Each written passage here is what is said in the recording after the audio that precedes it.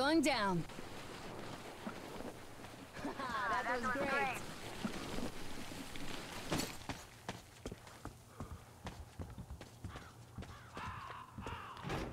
Hey, what was that?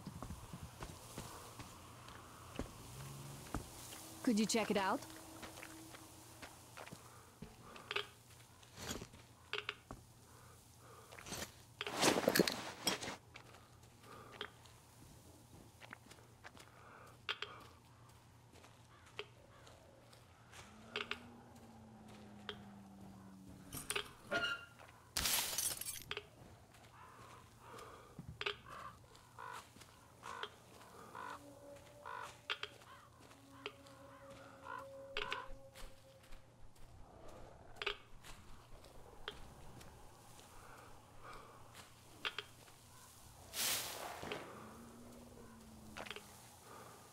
That electric tower there looks like a perfect sniping position. Let's go.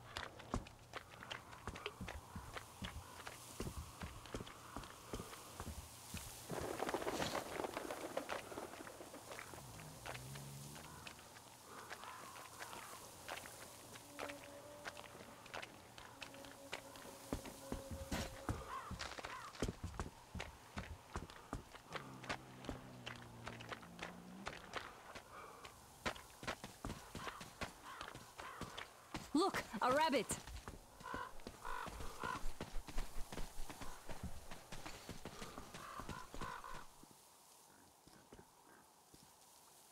Has the hidden been found yet? Not yet. Keep looking, my children, for he is about.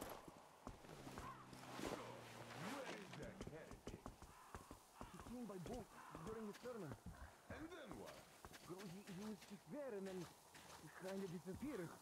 And just like Father Silentius said, the man was sent by the devil. Yeah, I know what Father said. Tell me if you saw where he went. Well, he just kind of vanished. I see. All right, God bless you. And I will go look elsewhere. What?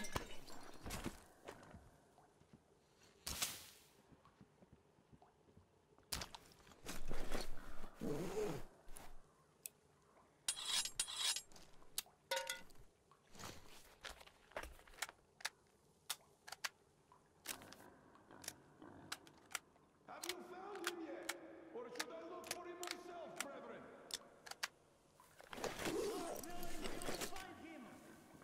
We have to find him, my children.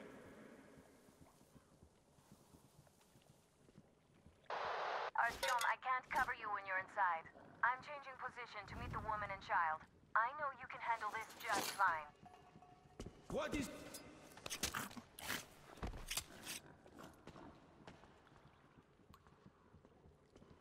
Let's see, just in case.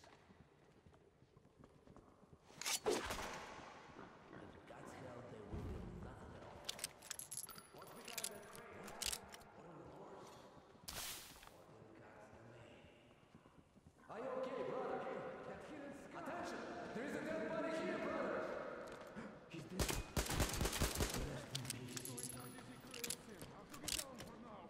I see that scum!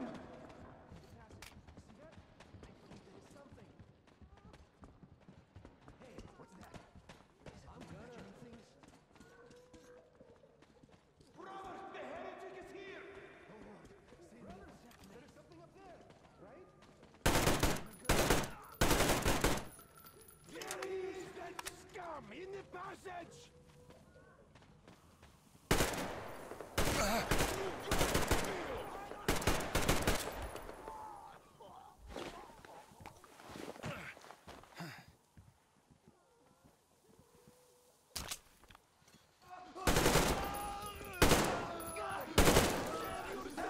I give up! Don't shoot! For it is the peacemaker who shall be saved! We have to surrender! I give up!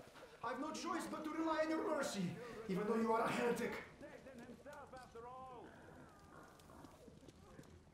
Praise be to Tsarfish, the protector of the people.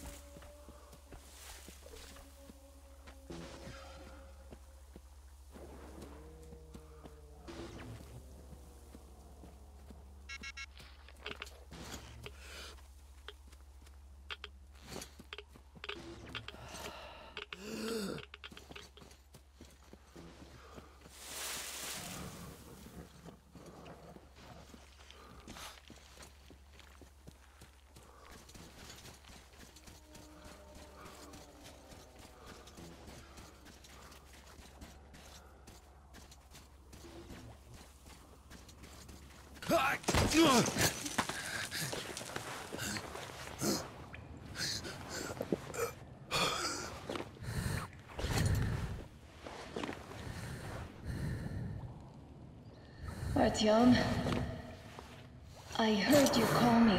It was so great there. But I heard you and couldn't leave you.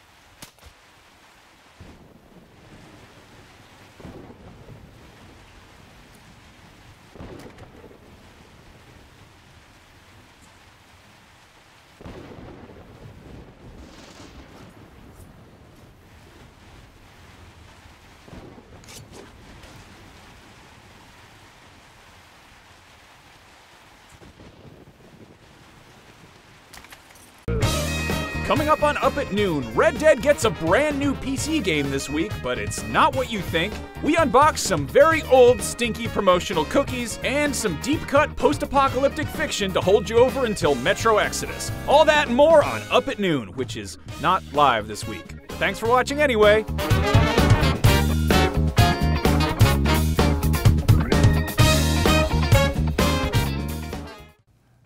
Everybody, welcome back to another episode of Up at Noon. Look at you out there. We're here. We're here. We're doing this. That's right. That's Max Scoville. I'm Brian Altano. This is Up at Noon. Yeah, we're not live. We're not live. I'm sorry. I have to admit that we're recorded. Why do you always tell them that? Because they're in a chat room. We can't hear you. Yes, we can. We're trapped in history. I'm live. In the distant He's past. Not. He's pre-taped. It's, I'm live right now. It's nice that you think that's IGN, how it works. YouTube, Twitch, Facebook, Instagram. Anyway, pepper spray. The reason we're here today is because of our sponsor, which is Metro Exodus. This is a game that's out February 22nd. There is lots of coverage coming to IGN, so keep it locked. But that's out February 22nd on Xbox, Xbox One, PS4, and PC. Yes. You can pre-order now. And yeah, thanks for sponsoring our show and letting us do it. Seriously, huge thank you to Metro Exodus for powering the show. We are making a show because of you, so thank you so much for allowing us to do that. This show isn't live, unfortunately, but we do have something very special. If you're a fan of Metro Exodus, you are probably a fan of post-apocalypses and maybe people hiding in tunnels because of nuclear fallout and things like that. Well, I put together a list of other pop culture you might want to check out if you're interested in that sort of thing. Here's a little show I like to call Cram Session. Let's take a look.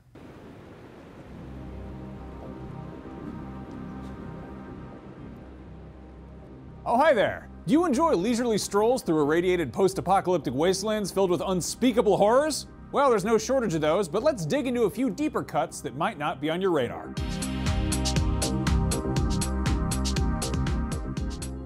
If you're a Metro fan, you're probably already on board with Metro Exodus. But if you're not, here's the gist. You play as Artyom, a Russian survivor of nuclear war that left his homeland an irradiated wasteland 23 years prior, which is now populated with mutants, unspeakable horrors, and other survivors, some of whom are friendlier than others. It's a video game, set in a post-apocalypse. You should be familiar with these things. Exodus follows the events of the two previous games, Metro Last Light and Metro 2033, but the Metro series goes deeper than that. It's based on Dmitry Glukhovsky's trilogy of novels, Metro 2033, 2034, and 2035, all of which have been published in English. If you like reading books, you should check those out. But how well do the games handle the source material? Well, given that the author is one of the lead writer for the games, it's safe to say they have his seal of approval. While Glukhovsky's been writing video games, the Metro universe has continued to grow in the printed page, and dozens of novels by other authors have been published in the universe of Metro 2033 series, though unfortunately, none of these have been published in English, though that could change with time.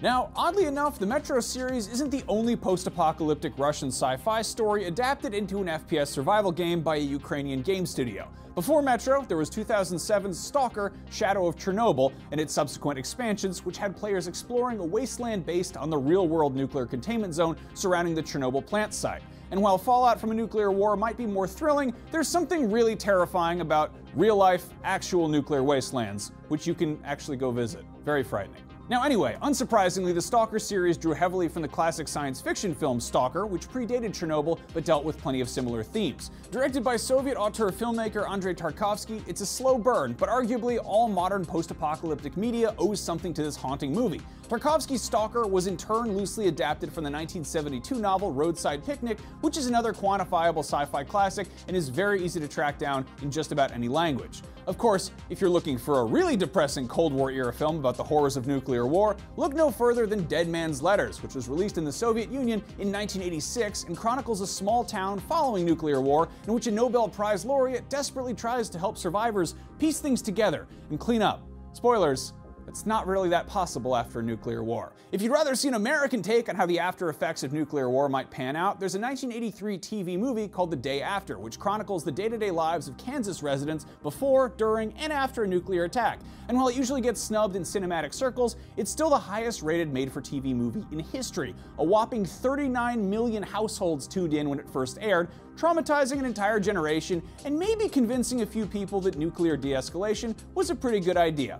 Now, while everyone's familiar with Australia's rowdy, leather-clad, high-octane nuclear wasteland in the Mad Max films, their neighbors up in New Zealand produced a considerably more low-key, post-apocalyptic movie that is frequently slept on. The Quiet Earth focuses on a world that's ended with more of a whisper than a bang, and is centered on a scientist waking up to find that everyone's gone. Well, mostly, but it's certainly very quiet. Now, if all the above sounds too dreary and serious, look no further than the French black comedy Delicatessen, directed by Jean-Pierre Jeunet and Marc Caro, who later worked together on City of Lost Children and Alien Resurrection. While a sprawling, desolate post-apocalyptic wasteland isn't welcoming, it's probably preferable to being stuck in a cramped apartment building with a bunch of annoying neighbors, some of whom are cannibals. That's part of the premise here. There's plenty of other stuff going on, but be forewarned, this is a very strange film. But why should the apocalypse be normal?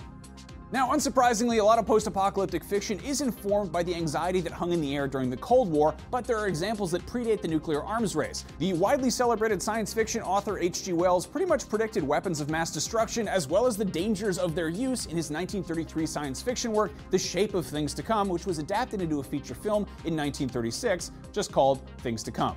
The story is essentially a speculative history lesson about the future, which is surreal to watch now, especially since it predicts what we'll be doing all the way until 2036. The good news is, the royalty rights are up and you can watch it online for free, totally legally. And there you have it. Those are just a few of the deeper cut science fiction post-apocalypses you can check out while you're waiting for Metro Exodus to show up. What did I forget? Actually, wait, before you tell me, you should check out a couple other videos I made. One, 19 things to watch and read before Fallout 4, which is clearly a few years old, but those recommendations are still solid. There's a bunch of them in there, and I would be surprised if you've seen all of them. Or if you're more in the mood for some dystopias that are more high-tech than radioactive in nature, I did a roundup of 31 things to check out after Ghost in the Shell. Assuming you checked out Ghost in the Shell, honestly, you can probably skip it. The good news is, we'll have plenty of time to catch up on all of these games and books and movies when we're all living in subterranean bunkers to wait out the apocalypse. At least until our generators run out of fuel and we're forced to sit in the dark with nothing to entertain us but our own imaginations. But until then, for everything entertainment, apocalyptic or otherwise, keep it right here on IGN. See ya! And we are back. back. Max, thank you so much for that list. Yeah, I thought it was amazing how my hair got shorter briefly, and now it's back to its normal length, which is long. That's how that works. You're gonna get a haircut? I'm gonna get a haircut. Through the magic of cinema, I will have shorter hair. You don't know that. Yes, I do. No, I'm going to go get a haircut this afternoon. What if it doesn't happen before we shoot the video we just showed? What if you get the supercuts and there was an accident? Well, then I don't know. I don't know what to tell you. I hope I get a haircut before whenever we shoot the video that we just aired. I'll chop that hair Please up don't cut my hair, Brian. I don't want that. I do great jobs with hair. Take a look at mine. I take care of my hair all the time. I'll take care of your hair just like mine. Make it look real good. I think I'm okay. Thanks, though. I'll buzz it down real good. We'll make a bunch of brushes. I keep offering that I could cut your hair. I think I'd be able to pull that off. I think you could do that. One of these I days. started buzzing my own head recently. I would love to cut your hair as your friend. Anyway. I'll cut your hair for free. Speaking of hairstyles, one thing that has lots of hairstyles is the horses in Red Dead Redemption 2. Great game. Check it out. Red Dead Redemption 2 is one of the biggest games in the universe right now. But it's not the only Red Dead game that's coming out this month. There's actually another one. Great news, PC gamers. It's coming to Steam. That's right. There's a game coming out called Red Dead Hentai Horse. What? Yes. Yes. I don't know if you can say that combination of words. You know what? Honestly, I don't know if I can say the words Red Dead Hentai Horse on IGN.com, but here we are. It's the name of a game. There it is. Here it is running in action. It's a real game. It's an actual game. It's a true. We're not making this up. This is actually out. This is available on Steam. It's, I believe, a fairly affordable game. It is a casual runner game about horse riding through the solar system. Solar system town. What the hell? As a cute anime girl, you have to collect oxygen, avoid space dragons, and jump from planet to planet and unlock awesome images of girls and horses. This takes 1,000 megabytes of RAM. Wow. I think it's almost a whole gigabyte. Almost a whole gig. Wowzers. And you shouldn't do that. I don't know why the oxygen is represented as like pills. Yeah. I guess you have to get air, otherwise the hentai horse suffocates. This unlocks on November 13th.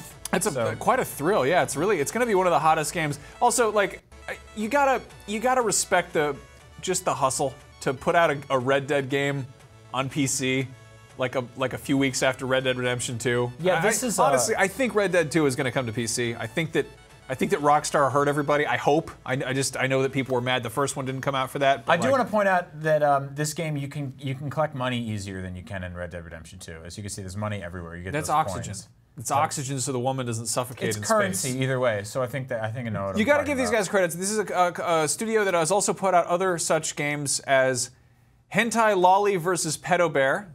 Oh, okay. Hentai Tentacle Bicycle Race, which is really fun to say.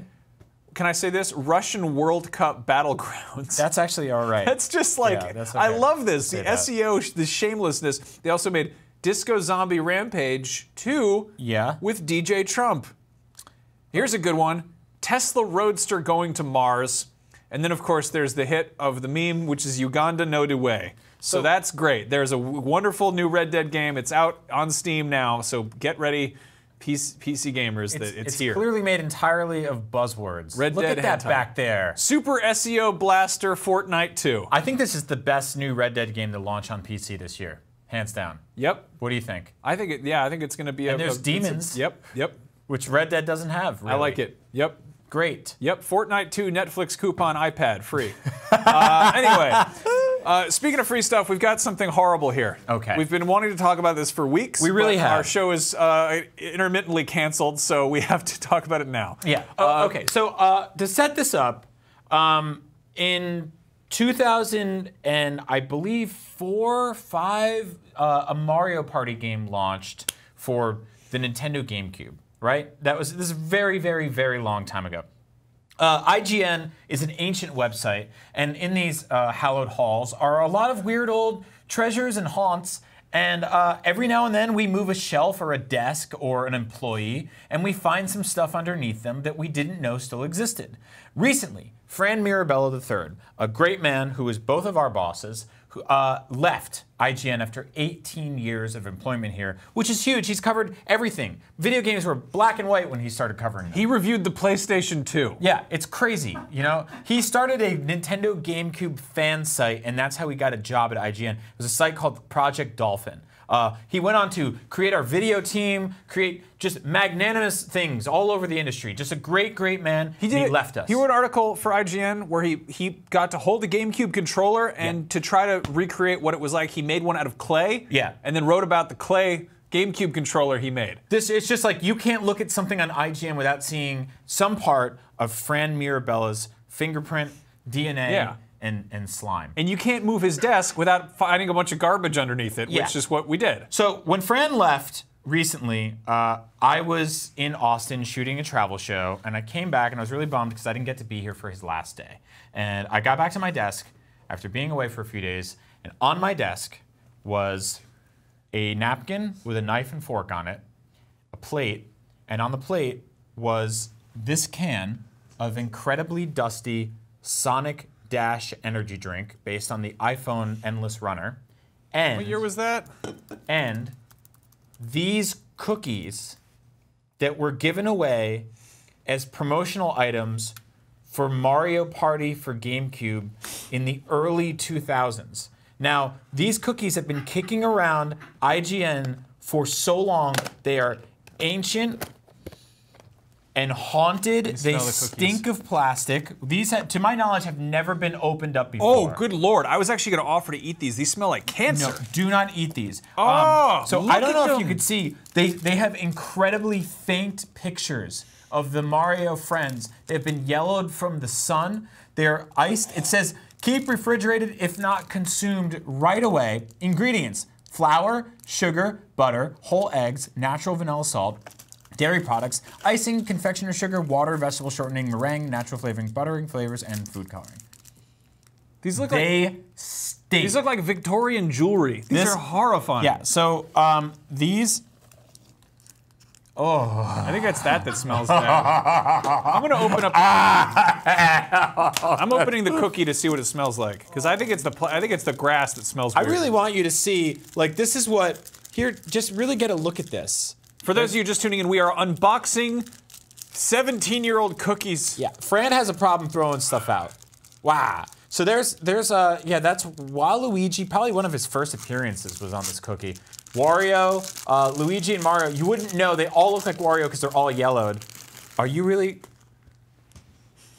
Oh yeah, I'm not eating that. That smells like the worst chemicals. This is like I'll drink this 5.5-year-old soda. Dude, that smells I'll like drink vomit. the soda, no problem. That doesn't smell like vomit. I don't know what that smells like. Oh, it smells like vomit. It smells like somebody threw up sawdust. It smells like when you first open IKEA furniture. This smells like chemicals. This smells like formaldehyde. It's horrifying. That is the my God. worst. Throw that out. That's terrible. Okay. So I'll drink this Sonic soda. You got crumb. You got 15-year-old cream crumbs. And we probably have lymphoma. I don't know what to tell you, man. Oh, it smells so. I can't You smell it. opened the old stinky cookies. Oh, dude, that smells so. I gotta get that out of here. Yeah, that's really bad. That smells so bad. That's one of the worst things I've ever smelled in my entire life. The Sonic soda is very upset. It's foaming everywhere. Oh my God! Get it away from us. It's overflowing. You gotta get it as far away from us as possible. I didn't know that old soda did this. Look at this. Oh, it smells like puke. The whole studio smells like puke. This thing's like a second-grade volcano. Look at it go. God. Okay, this is Fran's curse. The curse of Fran. It's Max, still does it going. say what year this was made? No, I looked it up. Oh, we smell that? No, it came. The game came out in March. Oh! The game came out March 7th, 2013. So I would guess that this is probably 6-year-old soda. Okay, so this is a 6-year-old energy drink. It's really... The expiration date, we looked at the bottom, it says, please consume by 2015. It's still going. Look at this stuff. It's really active. I don't know if you should drink something that ended 3 years ago. I mean, how much is in there that could go bad? Well, I guess you'll have to find out. I'll take a sip. Here we go. Max Scoville is about to drink 5-year-old Sonic the Hedgehog energy drink. It's really pungent. It's a very stinky soda. So, to be fair, your stomach is well versed in bad energy drinks. You do this kind of stuff all the time. You drink Red Bulls every day. Yeah, I drink a lot of weird stuff. Been to Vietnam like 4 times, eating all kinds of crabs and river lobsters and things. I'm gonna do it. Oh God. He's in love. It's not that bad. What? It's not that bad. Really? No. Stinky was a little bit. Smells like an old candle. So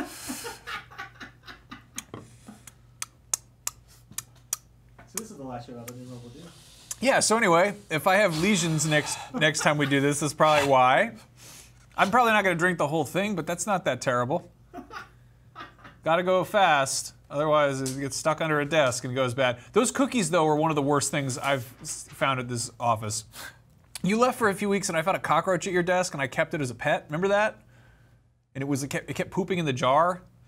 You should never have done that. I shouldn't have done that. Those cookies are easily worse than the cockroach. I hate that you did that. You hate that? You hate the cockroach thing? You still mad about that? Anyway, It was like 4 years ago. Thank you to Fran Mirabella for his lasting legacy of boy. making this studio smell like old sawdust vomit. That's not. That's like a scary smell. It's not even like a stinky smell. Dude, that smell is associated with that smells like somebody died at a bakery. There he is. It's a handsome man. You wouldn't know from the smell in our Where did you get that? Where did you get that picture? Tinder. Fair enough. Fair enough. All right. Well, this has been a very stupid time. You want to talk about some books? Yeah, let's talk about some books. Anyway, Awful crumbs. reading. It's back and it's better than ever. And it's like video games, but not as hard because it doesn't kill you. Books are here and they've always been, but this year they're getting bigger, better, and more fun than ever before with a whole bunch of books that we're showing off right now. Let me see them. Whip them out. Calm down. Get these books out here. I know you all love I love to read. Stop yelling Let at me me. see the books. I know you all love Super Mario. Hurry up and get these books out here right this instant. I need to read. You're not going to get them if you keep acting like that. I want to read. You want I can't give you them. Give me the books. No. No. No. You can't. You can't have the book. I don't know what was in this. What did they put in that thing? Anyway, everyone loves Super Mario. About as much as they love encyclopedias. The Super Mario of books. He's back. Some would call the brain the Nintendo of the mind. And here it is in book form, the Mario. He's here. That's right. This is $40. It's 256 pages, which is a great value. How much is that per page, Brian? Hundreds of cents.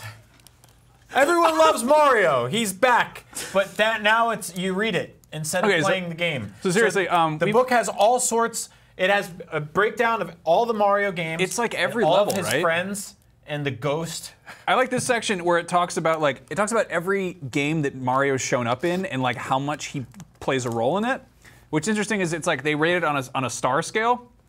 Mario showed up in Donkey Konga, but he was only there for 1 star, which means he wasn't there that much. That's great. Meanwhile, Mario Pinball Land, he was in 3 out of 4 stars. He was in a lot of it. His name was the ball. His name was in the title. I don't really understand how that works. He's the ball in the game. That's crazy to me.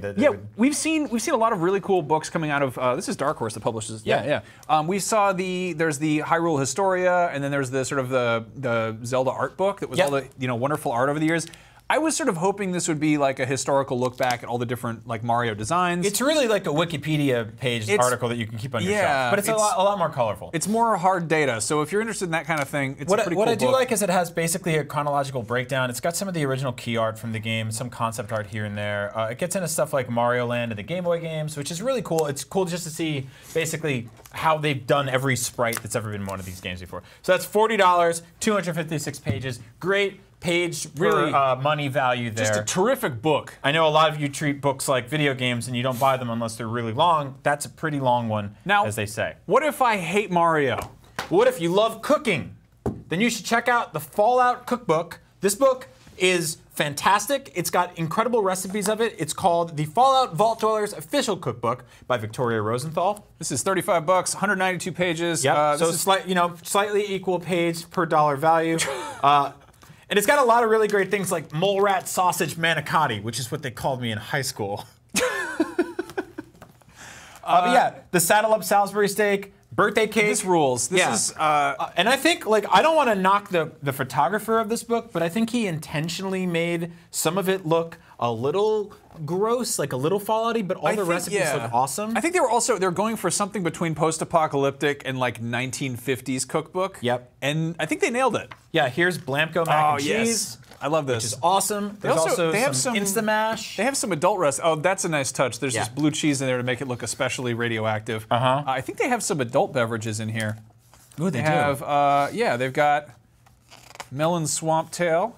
Here's the Dirty Wastelander, which is like berries and whiskey. That's what they called you in high school. Dirty They called me the elderflower sipper. Thank you very much.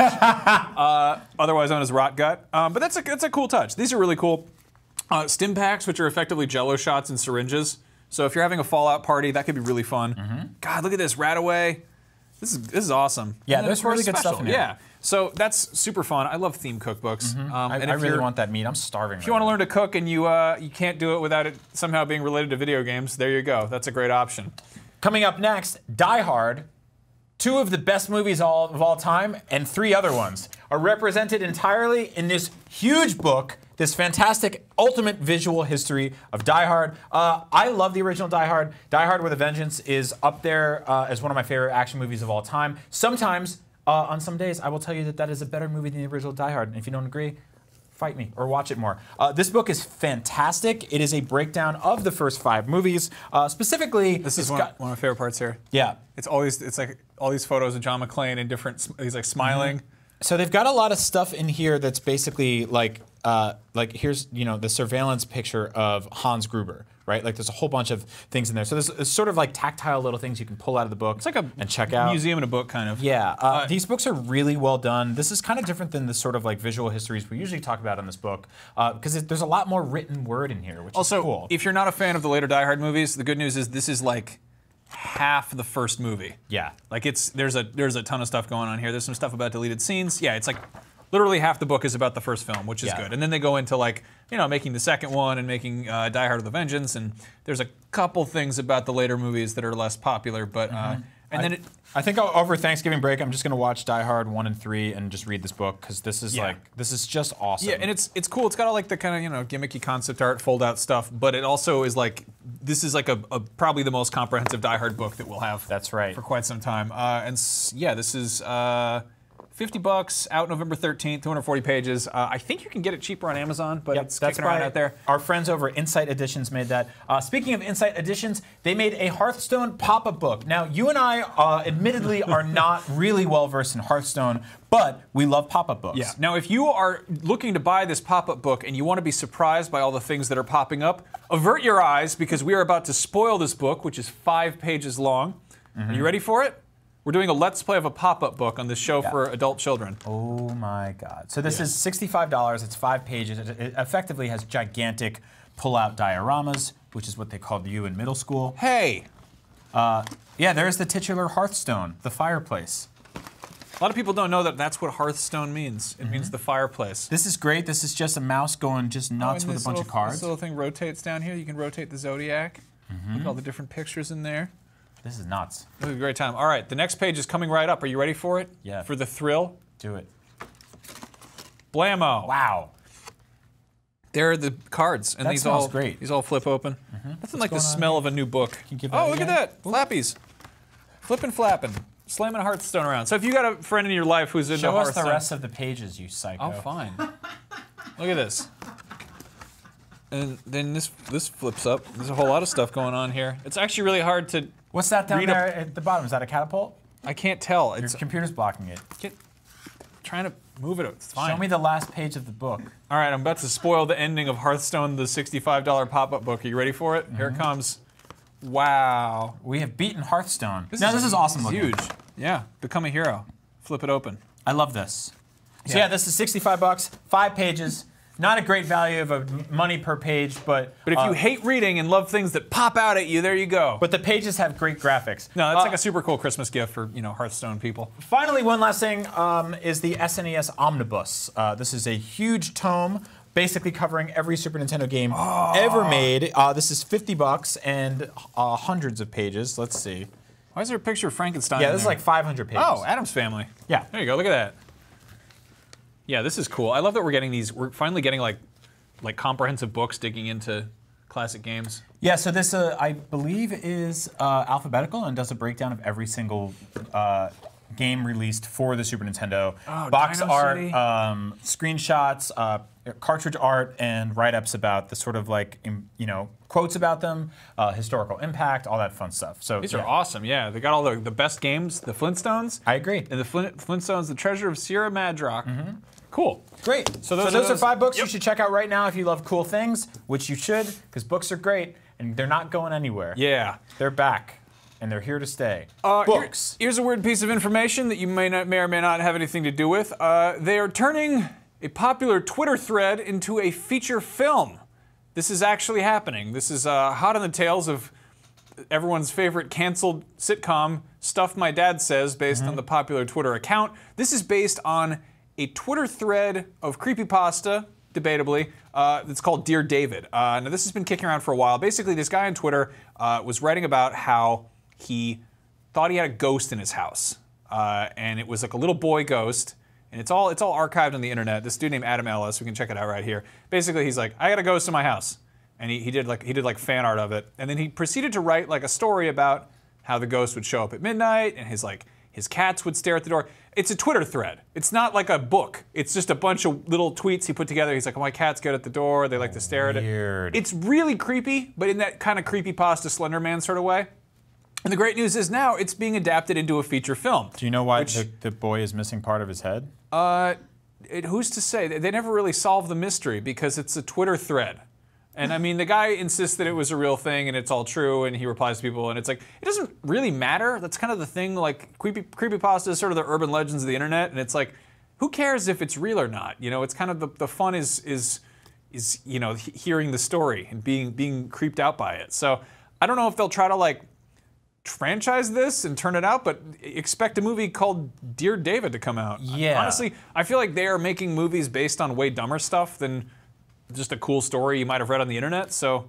Yeah, no, that actually sounds really awesome. I'm into that. Yeah. And you know, like, there should be more horror movies in general. Yeah. I agree. I'm down for that. Now, let's see, what else we have to talk about? The thing I don't want to talk about We at all. have something very special to talk about right here. We have a segment on this show that I like to call Avatalk, which is the #1 show about talking about Avatar, the James Cameron film, not that other show about the Nickelodeon people with the fire hands or whatever. We actually haven't had a chance to talk about Avatar in years. No, Avatar, there's been nothing to say. Great is there's been lots of huge announcements about Avatar, about James Cameron's Avatar over the past few months. Like there's what, some huge Max? announcements. First things first, a great piece of news is they changed the logo. I know a lot of people were very upset that the logo had the font Papyrus in it. There was an SNL sketch about it, and they finally changed it. As you can see here, it is now a different font that appears to be not Papyrus. It looks like a canceled mobile game. They will probably be making a mobile game to go with Avatar. You bet. Also, if you look closely, it appears that the logo has the water in the background, which makes sense because there are rumors that the sequel Avatar 2, or Tuvatar as I've been calling it, Ava 2, is going to be called Avatouch? The Way of Water, which there- is set in there's the, that it's set papyrus. in the ocean. James Cameron loves going in the sea. He loves going down there. He owns all sorts of submarines and boats, and he's Do you know always why? paddling around. He actually lost a credit card there in 1986, and he's been hunting for it ever since. Not true, actually. When he went out and he Definitely accepted true. the Oscar for Titanic, everyone was very mean to him, and so he was so embarrassed he went in the sea. True story. He made 2 documentaries while he was down there, and then he came back up and he said, "What if an entire planet was full of fish animals on the land?" He's and that also movie is looking- called Avatar. He's also looking for a merwoman to make his wife. Yes. Cameron is Spanish for shrimp. Maybe James Cameron is one of them too. Anyway, there's rumors, according to the BBC, which is a reputed, like a actual legit outlet. If this came out of some like random movie blog, I'd be like, I don't believe it.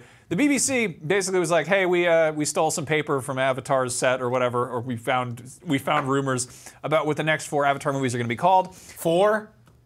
Yeah, there's four sequels in the work. Avatar 2 comes out next fall, next Christmas. We don't need all that. I'm sorry to tell you, we might need. You don't know what you're going to be needing by the time 2019 rolls around. I'll good tell you right friends. now, we don't need any of that. So We don't anyway, need 4. We don't even need Avatar 1. 2 is We don't even need the allegedly last one. called The Way of Water, and while they might have changed the main logo's font, maybe they'll use Papyrus for the rest of it. You don't have any news here, do you? Yes, I do. The Way of Water makes sense because they're going to go in the sea and they're going to find out what's down there on the planet Pandora. Jake it- Sully's going to go in there and paddle around with his wife, Neytiri. No one even knows that dude's name anymore. And then they're saying the 3rd movie is going to be called The Seed Bearer. I think that's the porn parody of Avatar too. I think it is about raising family. They've hired upwards of 5 or 6 children to be in these films, and they're going to put all kinds of costumes on them and put them in the computer and make them look like the big cats.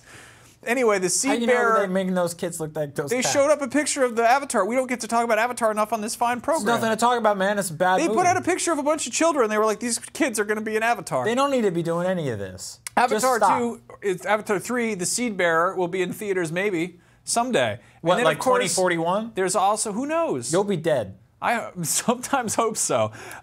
Then there's another one. This is where it's getting exciting. You gotta be kidding me. The Tolkien Raider. There's no three. one knows what that means The yet. Tolkien Raider? I think we'll all learn what the Tolkien Raider is. No, we won't. I like it because it sounds like a cross between Tusken Raider and J.R.R. Tolkien. So clearly James Cameron has his finger on the pulse of popular culture. There's no pulse at all. The Tolkien Raider, who could it be? Perhaps it's like a big pterodactyl they have to befriend on that faraway Avatar planet. 3, Diminishing Returns. Finally, the final Avatar film, until they decide to make even more of them, which they might, you never know. They won't. Is going to be Avatar: The Quest for Awa. These are all rumored. I don't know if they're real or not, but the BBC seems How do to you know think it's they're the pronounced real like deal. that? Because I've seen Avatar 1 upwards of 4 or 5 times. They say Awa in that movie? Awa.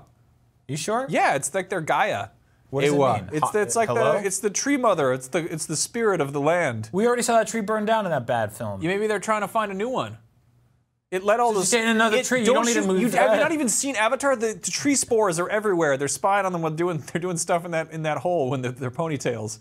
When the cats are making love, they have the little spores. The little sea anemones are going around, little jellyfish, and those are come off of the big tree. So maybe they have to build a second tree because that guy from that Don't Breathe movie burned down the first tree in Avatar 1. They don't have to do anything.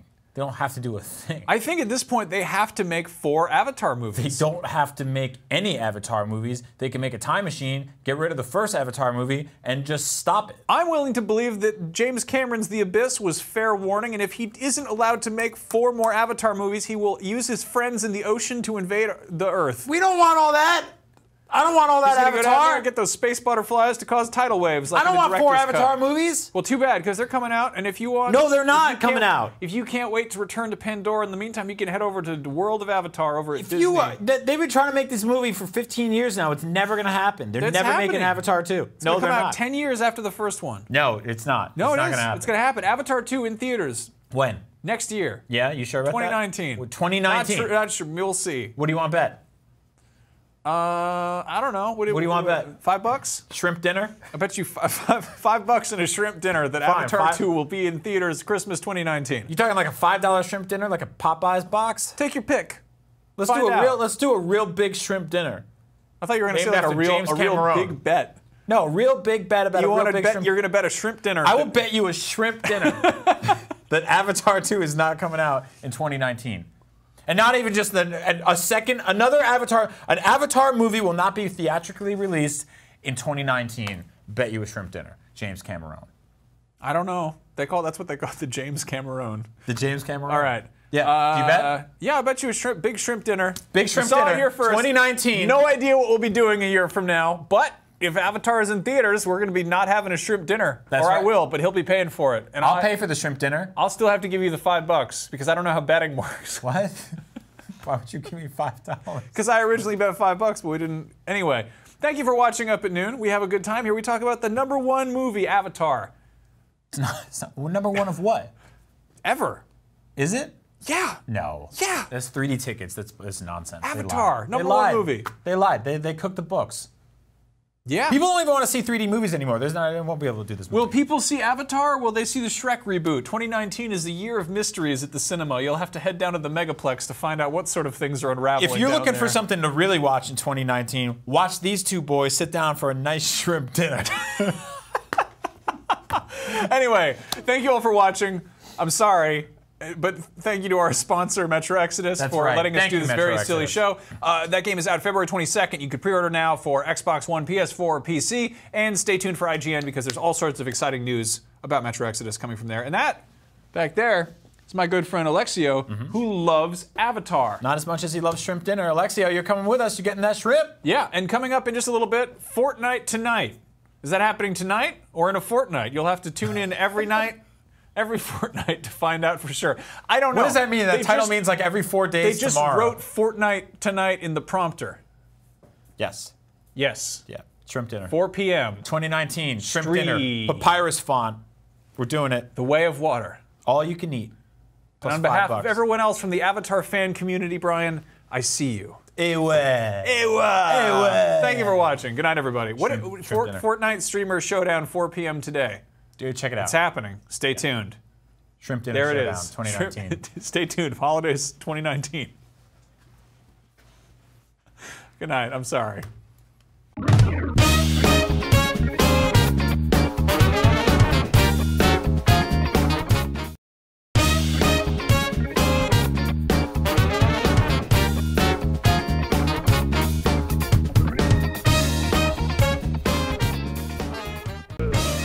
Coming up on Up at Noon, Red Dead gets a brand new PC game this week, but it's not what you think. We unbox some very old, stinky promotional cookies and some deep-cut post-apocalyptic fiction to hold you over until Metro Exodus. All that and more on Up at Noon, which is not live this week. Thanks for watching anyway.